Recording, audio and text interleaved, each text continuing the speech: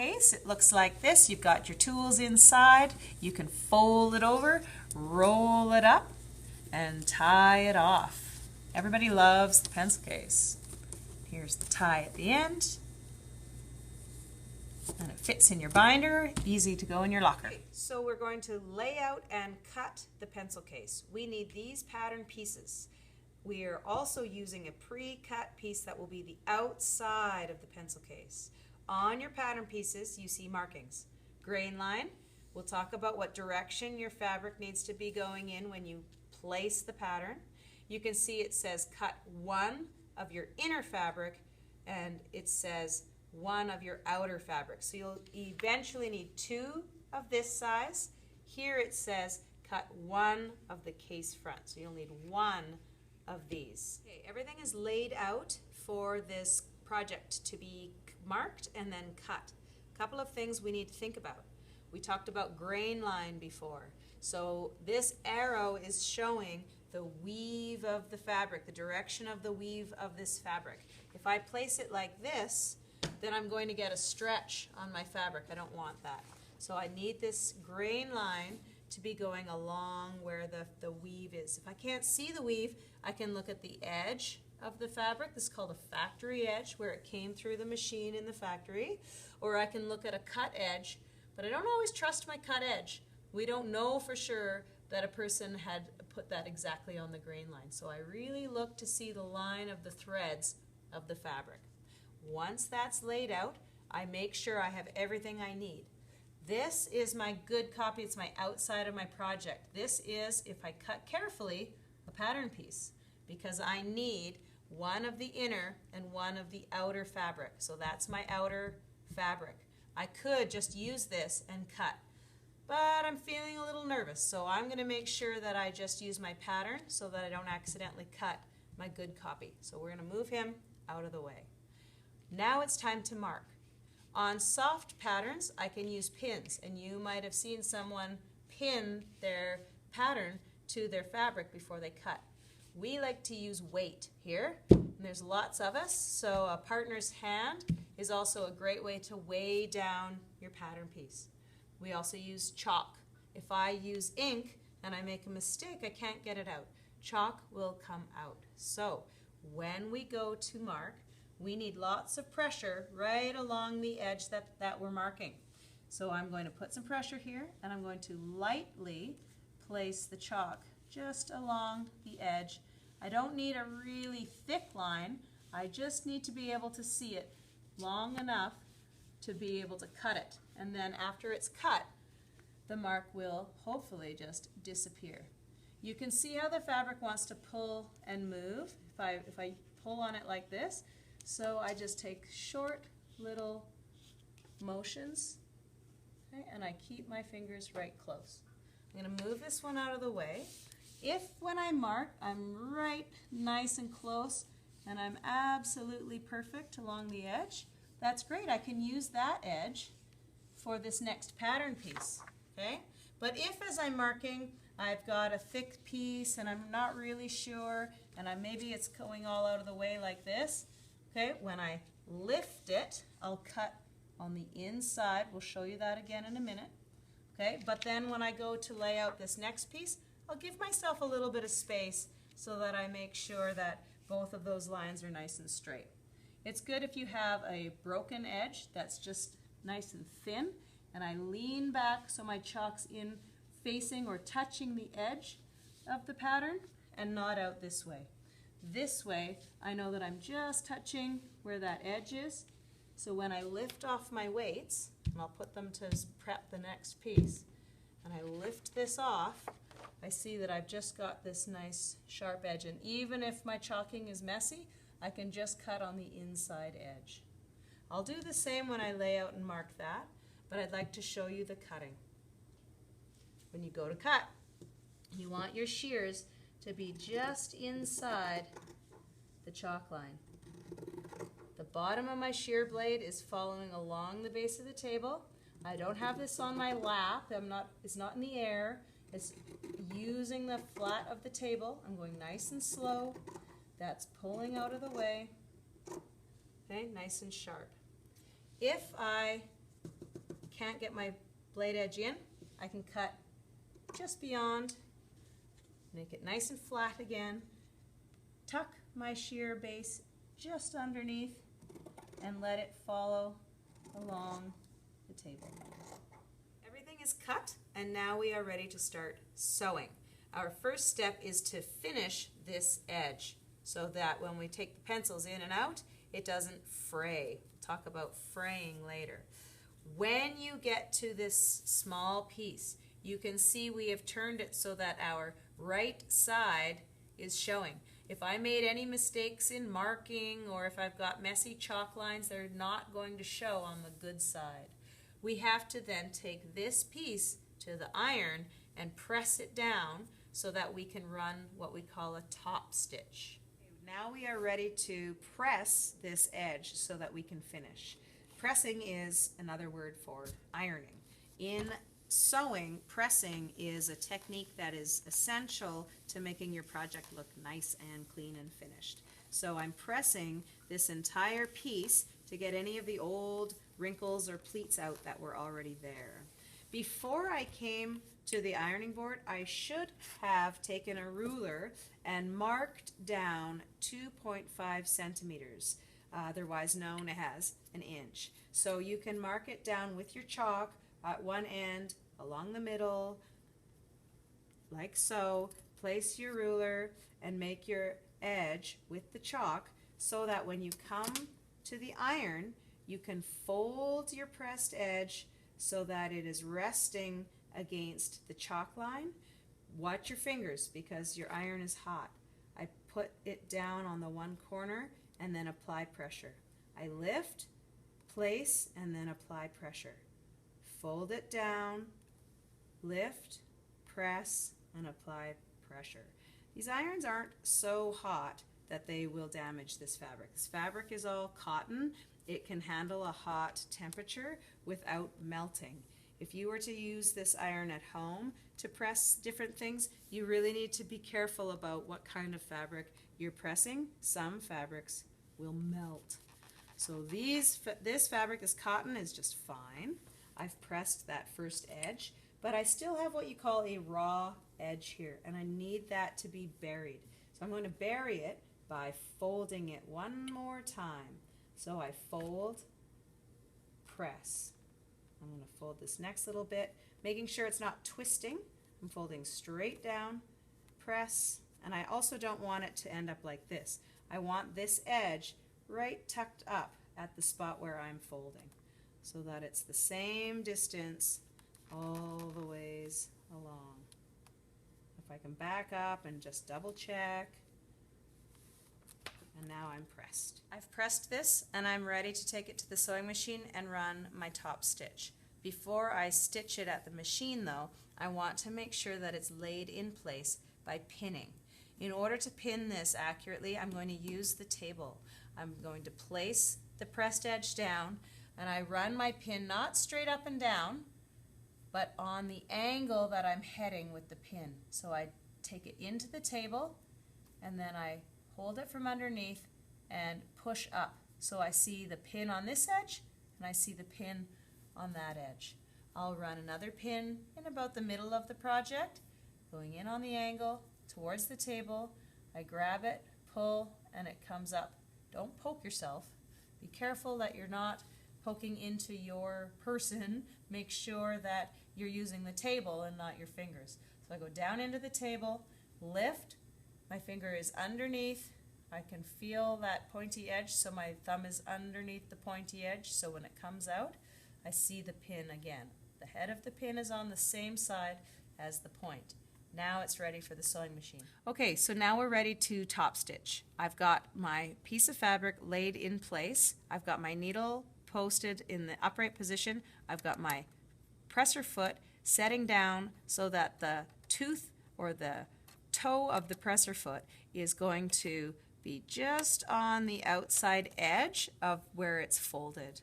When I drop the needle down, okay, I can see that it's running closer to the left side than to the right side, because if my stitch is way back here, then this is all going to unfold. So I want it as close to that folded edge as I can. I'm going to make a couple of stitches forwards. I'm going to press and back stitch. I've got a couple back. I'm going to lift my presser foot and make sure everything is set up and is ready to go forwards. I've done my lock stitch. That was forwards and backwards. Now I'm ready to sew forwards. So my first task is to sew towards this pin. So I'm going forwards. If I see that any of this fabric is bunching, I can stop, drop my needle by hand, lift it, and shuffle it all so it's nice and flat.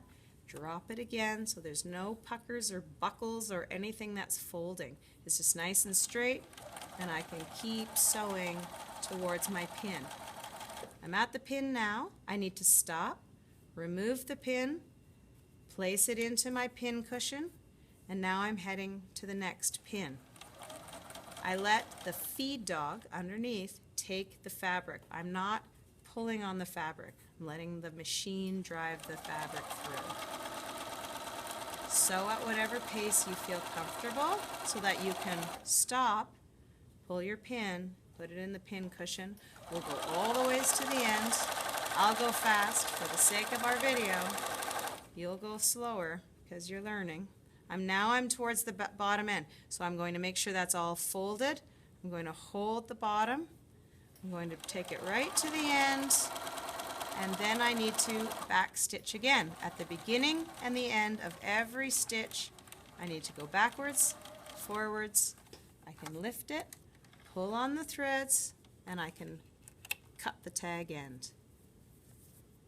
Okay, we are now going to place the pencil holder on the inside facing. So we line this thing up. You want to make sure it's not on an angle. You don't have any what we call puckers or bunching. You want everything to be lined up as straight as possible.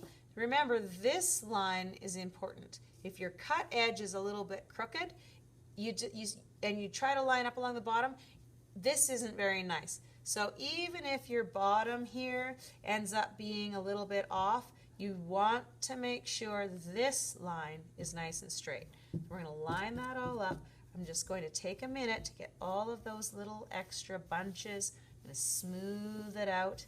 And then I'm going to place 2 pins here so that I can flip it over. I go to my pin cushion.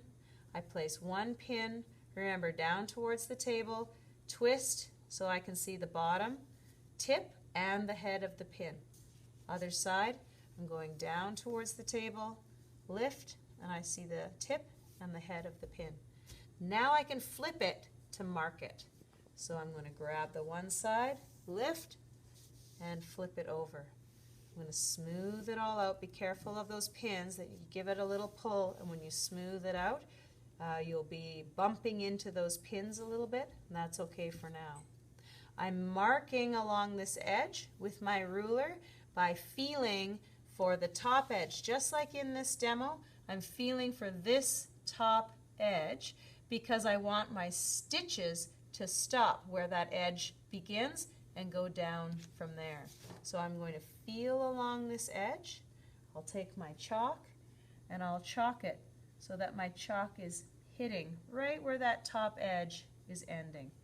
I'm just going to lightly go back. I go light and I go back and forth along the edge of the ruler so that I get a nice straight line. Okay, we are going to start to measure and mark all of the lines that will hold the pencils in. If you're using this case for toothpaste, or maybe you want to keep your phone in there, your iPod, you will be adjusting your measurements. This is an example of a couple that are wider. A person could put a pencil sharpener in here, an eraser, maybe a fat marker or highlighter. So depending on your plan, you need to think about that before you go to marking. When you're ready for your markings, the first task is to come over to your pattern and place your ruler, and we don't want them crooked at all. We want them nice and straight. So how do we figure that out? The simplest way is to grab this piece, fold it in half, lining up your corners, lining up this whole edge so it's flush. You're going to flatten it out, and then you'll take your ruler and you'll make sure your ruler is placed nice and flat. Once it's flat, I'm going to hold down on the ruler, fold it back, and I'm going to chalk this very first line from the top of the marking where the folded edge starts down to the bottom. So I'm marking the area that has 2 layers of fabric. Not the top with the 1 layer, but the area with the 2 layers of fabric. There's my first line. Now I can measure what's my distance for each. Let's say I'll go at 1 inch. Again, I'm working with inches. That would be probably 2.5 centimeters. That would also work. I'm going to measure on the bottom and on the top. I'll turn it sideways, make sure it's nice and straight along this other line, and I will measure from the top down. I can do this all the ways that direction and then all the ways this direction. Now it's time to sew all the seams down. I've got all of my seams marked with chalk. I'm going to start in the middle and then I'll sew my way out. When I go to sew the seam, I start the seam up at the top and sew down towards the bottom edge. Make sure you're not sewing the single layer. The whole purpose is sewing these 2 layers of fabric together. So you want to start here and sew the 2 layers. So I'll go into the middle. It doesn't have to be exactly in the middle. Remember that you still have pins on the outside edge. So you'll want to be mindful of those. Those are still keeping your project together. I'm going to bring my project in towards the center. I'm going to place so that it's all nice and flat in here. I haven't puckered or bunched it at all. I'm going to drop my needle by hand so that I can be really specific and accurate about the placement of that needle. I'm right along that top edge. If I'm down too far, it's not going to work. If I'm up too far, it won't look as nice. So I really want to take the time to be careful there. I place my presser foot, and the first thing I do is backstitch. Now I'm ready to sew forward, and I follow that white line. On the presser foot, there's a little dash. I want that little dash right in the middle to be following the chalked line all the ways down to the bottom, stopping to make sure it's flat all the way. When I get to the bottom, little back stitch. I pull it, I cut the thread, I lay it out, and I see what it looks like. I can get that thread out of the way. I'll trim all those threads later. Now I can sew on my way to this edge, and I can sew my seams on my way to that edge. Okay, all of my seams have been sewn. Although I marked them all, I left some space so that a person could put an iPod in there, or maybe you have a pencil sharpener and an eraser you want to put in there. But right now, I've got all of these little threads. So to be nice and neat and tidy, a good sewer always makes an effort to trim what we call thread tags. So now that's all been trimmed, I can trim all of this as well, and we can place the good copy outside onto the inside. Have the cording that will be the thing that ties your little project together once it's done. One of the things to keep in mind when you go to place this is that you'll be folding these over as you go to roll it up so that your pencils don't fall out the top. So that if you want this rope to be in the center, you have to account for how much it's being folded over.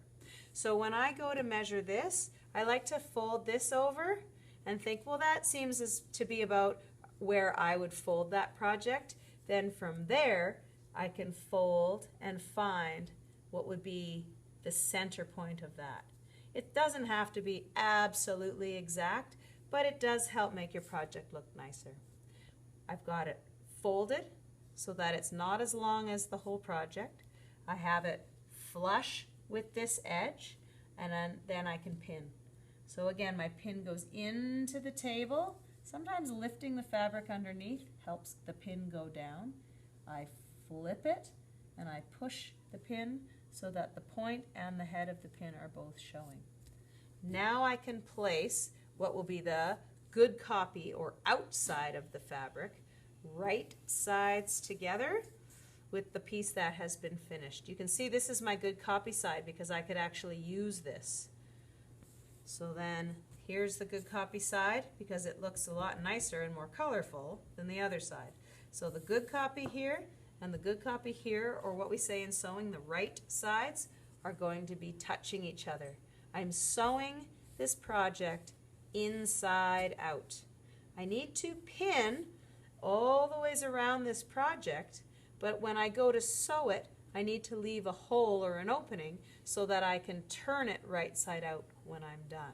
I'll show you more on that in a minute. Let's talk about the pinning. Again, the pinning will go towards the table, twist, and pop. And I'll put 2 pins on each side all the ways around the project. Last stage before taking this to the sewing machine is marking where the opening will be. I have pinned my cord on this side.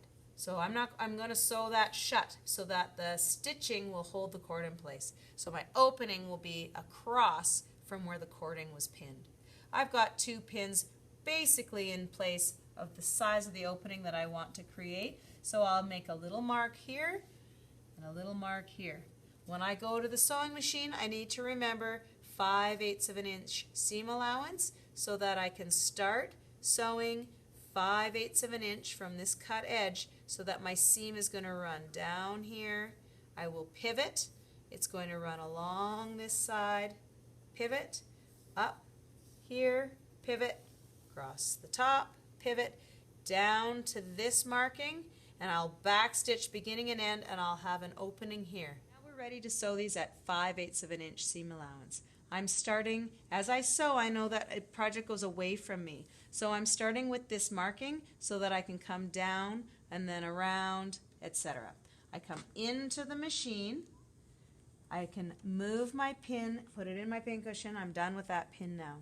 I can line up my edge so that I am at the 5/8 line on my throat plate.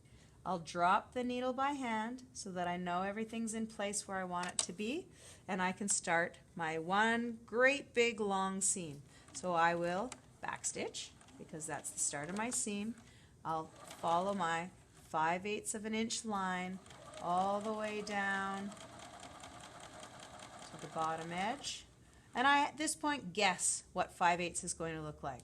I'll drop my needle so that it's in the project, lift my presser foot, and spin the project. If I don't think that it's right at my 5/8 line, I can back it up, drop my presser foot, and by hand make one more stitch, and then I come around and I feel like I'm right back closer to where I want to be. Now I can run my 5/8 of an inch all the ways down and around, stopping each time to remove the pin, put it in the pin cushion before I keep going.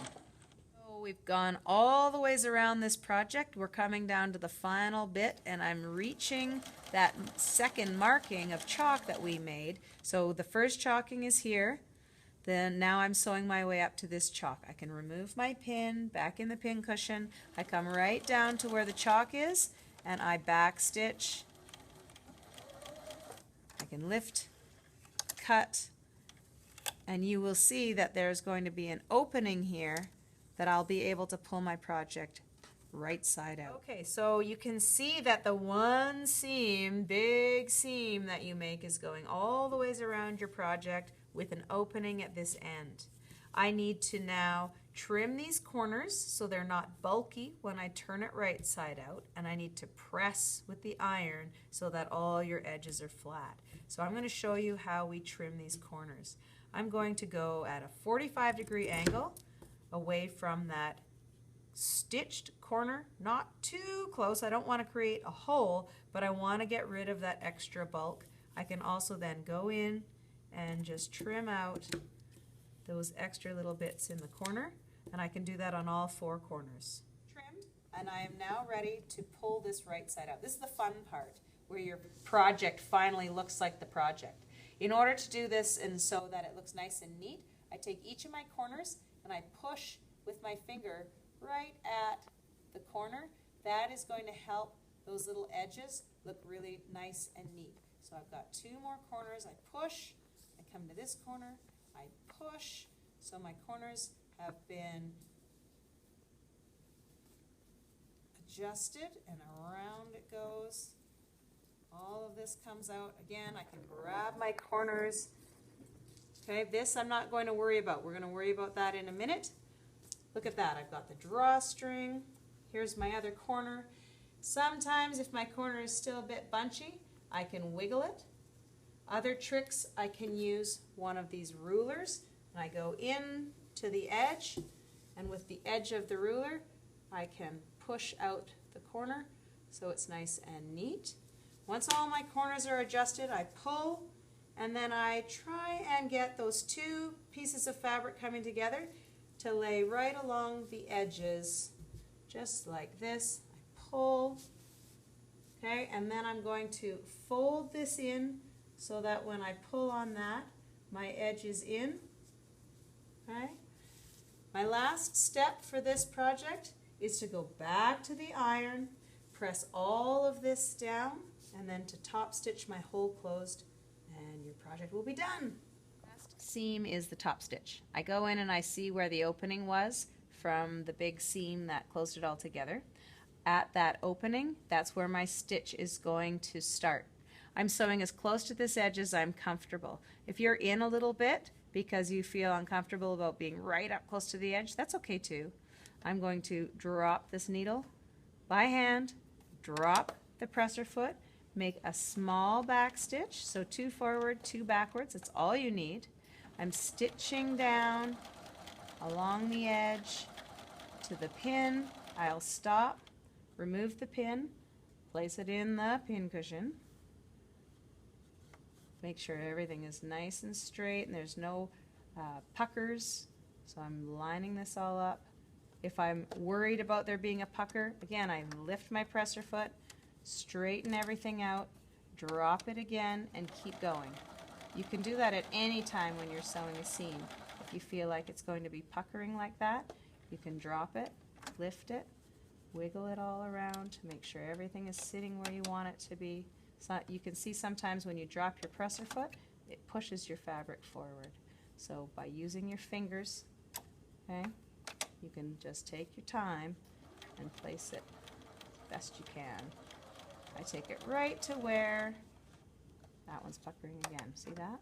So I just wiggle it, pull back the fabric. I take it right to where the closing was on that hole, and I run a back stitch, and my project is complete.